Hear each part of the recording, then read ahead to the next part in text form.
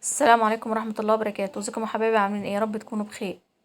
النهارده بقى ان شاء الله هنعمل معاكم فراخ كده بطريقه يعني سهله وبسيطه ومخدتش اي وقت. وعملت معاها كمان شويه رز كده بالخضار. طالعه بقى تحفه كده زي ما انتم شايفين، والفراخ كمان طالعه كمان واخده لون ذهبي ومستويه خالص. تنفعك بقى كده في سفره رمضان ان شاء الله. ندخل بقى على الفيديو على طول والطريقه علشان ما نطولش عليكم الفيديو. اللهم صل وسلم وبارك. دي بقى التتبيله اللي هنتبل بيها الفراخ. حطيت معلقتين صلصه، نحط عليهم فلفل اسود وملح، زنجبيل وتوم بودرة وبابريكا،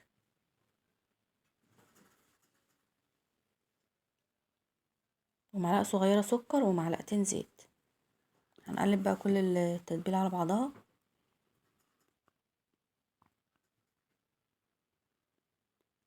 ده خضار بقى كده كنت مقطعاها، جزر وبطاطس.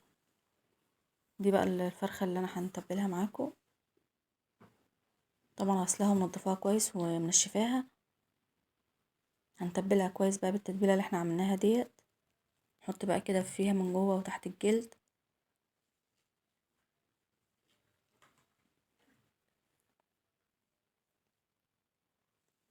اللهم صل وسلم وبارك على سيدنا محمد.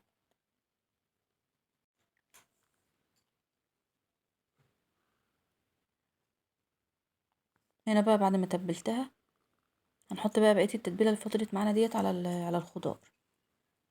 ممكن بقى نتبلها من بالليل تاني يوم او ساعتين، يعني انا سبتها حوالي ساعتين كده او ساعة ونص. كان طعمها بصراحة جميل يعني ما شاء الله. هنحطها بقى في الكيس الحراري. هننزل الاول بالخضار.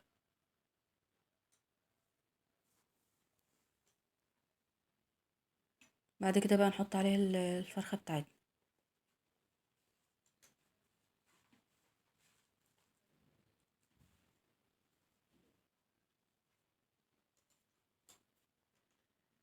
هنربطه بقى كويس الرباط اللي بيبقى جاي مع الاكياس ده.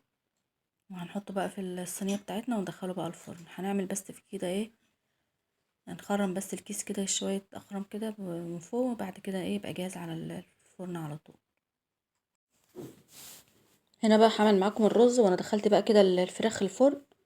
جبت بقى الحلة وحطيت فيها كده شوية زيت. هنزل بها ببصلاية متقطعة ناعم. هنشوحها كده شوية في الزيت، وبعد كده بقى ننزل عليها بقية المكونات بتاعتنا.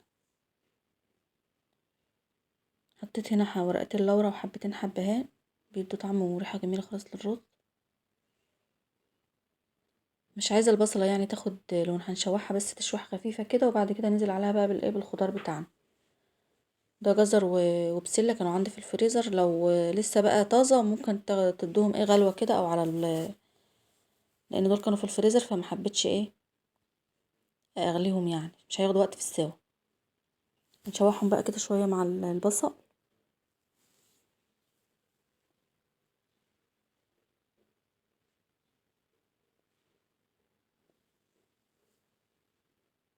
حطيت كمان معلقه سمنه، نسيت اقول لكم دي الكاميرا كانت مقفوله معلش. مع معلقتين الزيت. معلقتين الزيت بيخلوا الرز مفلفل وجميل. هنا بقى نزلت بالرز، كنت طبعا غسلاه ومصفياه. وحطيت بقى الملح والفلفل. هنشوحه برضو كده شويه، وبعد كده ننزل عليه بقى بمقدار الميه بتاعه الرز. طبعا الرز البسمتي كل كوبايه بتاخد كوبايتين ميه. لو منقوع في ميه سخنه بياخد كوبايه زي الرز العادي.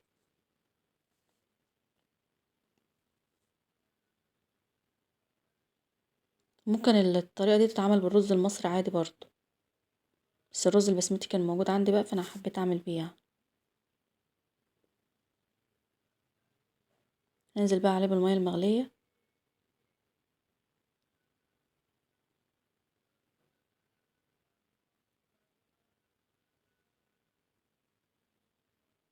هنغطيه بقى لحد ما يغلي كده، نبدا بقى نقلبه تقليبه كده ونهدي عليه.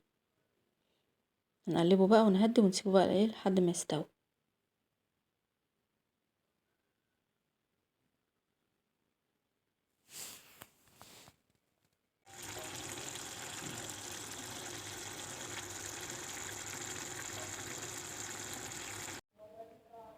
هنا بقى الرز ما شاء الله بعد ما خلاص استوى، طلع مفلفل كده وجميل خالص ما شاء الله. اوريهولكم يعني كمان من قريب. والفراخ كمان هنطلعها بقى من الفرن ونغرف معاكم. هنا بقى الفراخ اهي في الفرن خلاص بقى هنطلعها معاكم. ما شاء الله خدت لون تحفه. هنا بقى ما شاء الله الفراخ بعد ما طلعتها واخده كمان لون تحفه خالص، وهي في الكيس كمان هنفتحها لكم بقى عشان تشوفوها من جوه.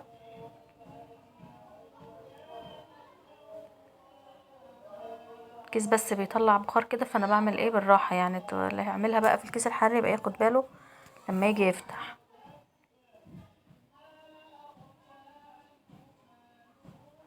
واخده بقى اللون التحفه ده زي ما انتم شايفين.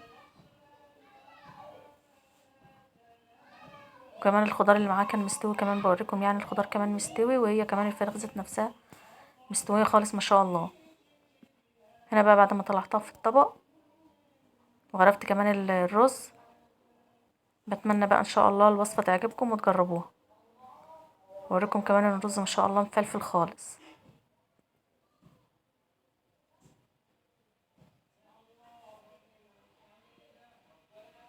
متنسوش بقى تعملوا لايك وشير للفيديو وتفعلوا الجرس عشان يوصل لكم كل جديد. السلام عليكم ورحمه الله وبركاته. كل عام وانتم بالف خير. مع الف سلامه.